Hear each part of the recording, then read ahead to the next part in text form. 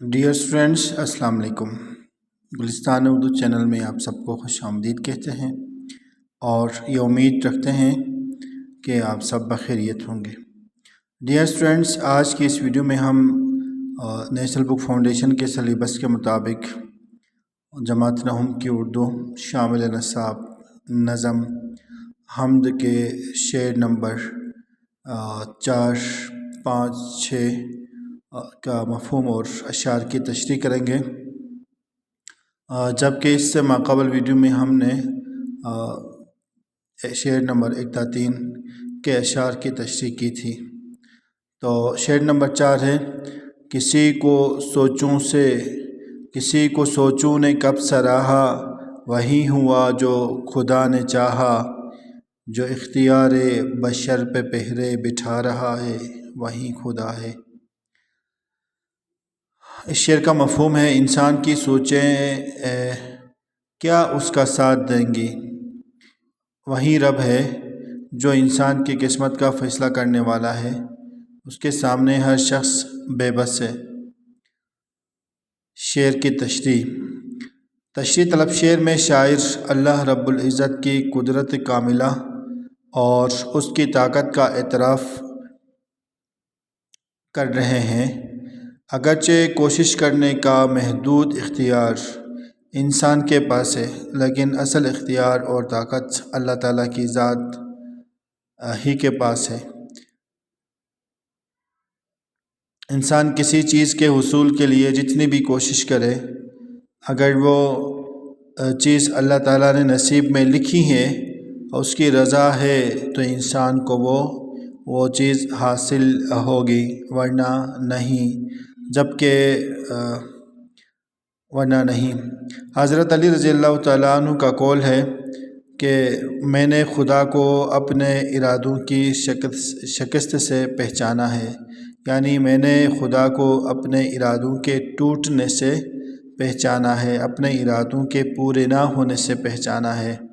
اس سے مراد یہ ہے کہ اصل مرضی اور اختیار اللہ تعالیٰ کی ذات کے پاس ہے۔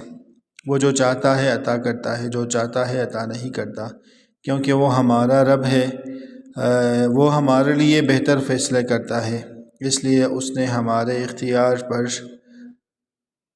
پابندی لگا کر فیصلے اور طاقت اپنے ہاتھ میں رکھی ہے۔ بقول شاعر: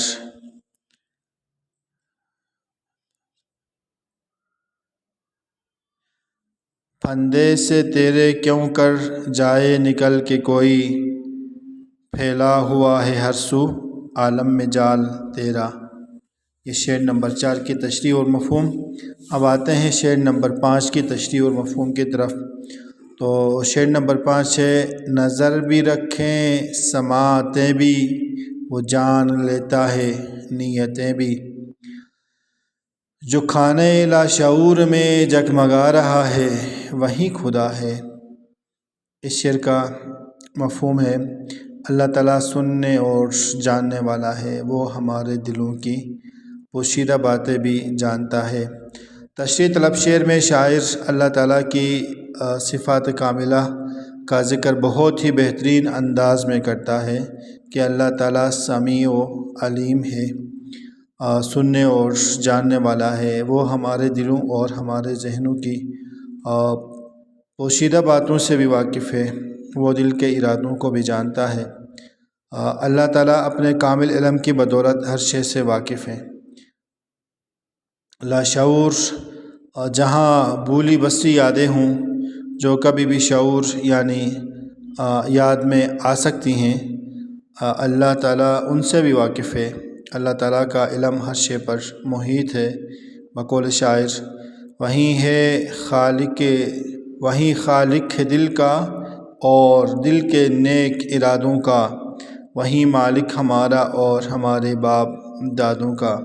دراصل یہ ایک عارفانہ یا صوفیانہ شعر ہے جو اللہ تعالیٰ کی صفات کاملہ اور اس کی ہمگیریت کو بیان کرتا ہے۔ اللہ تعالیٰ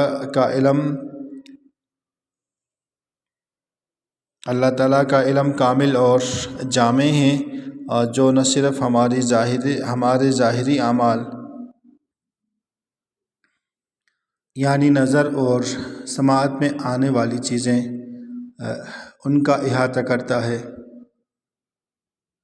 بلکہ ہمارے ارادوں اور نیتوں تک بھی پہنچتا ہے۔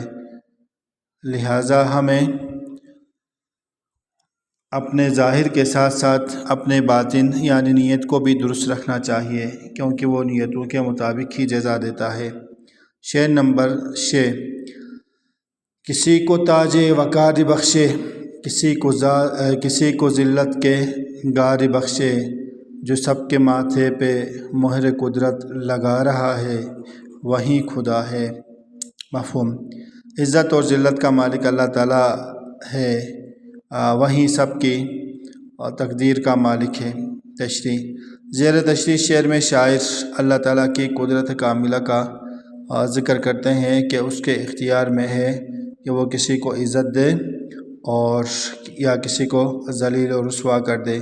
قرآن مجید میں ارشاد ہے، ترجمہ: وہ جسے چاہے عزت دے اور جسے چاہے ذلت دے۔ سب اللہ تعالیٰ کے اختیار میں ہے، لیکن اس کے ساتھ ساتھ صحیح اور غلط کا راستہ اس نے ہمیں دکھا دیا ہے۔ اگر ہم اس کا حکم مانیں تو یقیناً وہ ہمیں عزت سے نوازے گا۔ وہیں ہماری تقدیر کا مالک ہے، یہ وہ ہستی ہے جو ہر چیز کی قسمت کو اول سے لکھ رہی ہے اور اس کے حصے میں عروج یا زوال کا مہر لگا رہی ہے۔ بقول شاعر ہے، کن کہا پیدا ہوئے ارض و سما، کیا کہوں کیا کیا عجائب کر گیا، کرتا ہے عطا بڑھ کر ضرورت سے سب کو، بے مثل زمانے میں سخاوت سے اسی کی۔ شعر نمبر 7: شعر نمبر 7 ہے، سفید اس کا سیاہ اس کا، نفس نفس سے گواہ اس کا، جو شعلہ جاں جلا رہا ہے بجھا رہا ہے وہیں خدا ہے۔ شعر نمبر 7 کا مفہوم ہے، اللہ تعالیٰ ہر شے کا مالک ہے اور ہر زیرو اس کی وجود کی گواہ ہے، وہیں دینے والا اور وہیں لینے والا ہے۔ شعر نمبر 7 کی تشریح ہے، تشریح طلب شعر میں شاعر کہتے ہیں کہ اس رب کی ذات ہی سفید و سیاہ کا مالک ہے۔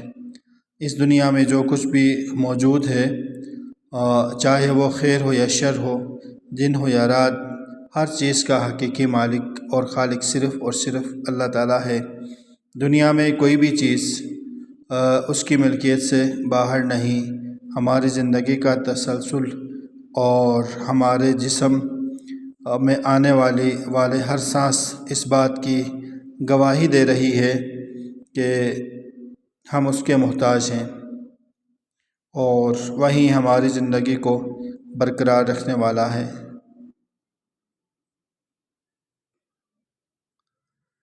انسان کا وجود ہی اللہ تعالیٰ کی ذات کا ثبوت ہے۔ جب تک سانس چل رہی ہے یا سانسیں چل رہی ہیں، وہ خدا کی قدرت کا اقرار ہے۔ پس مصر میں شعلہ جاں، یہ ایک نہایت بلیغ استعارہ ہے۔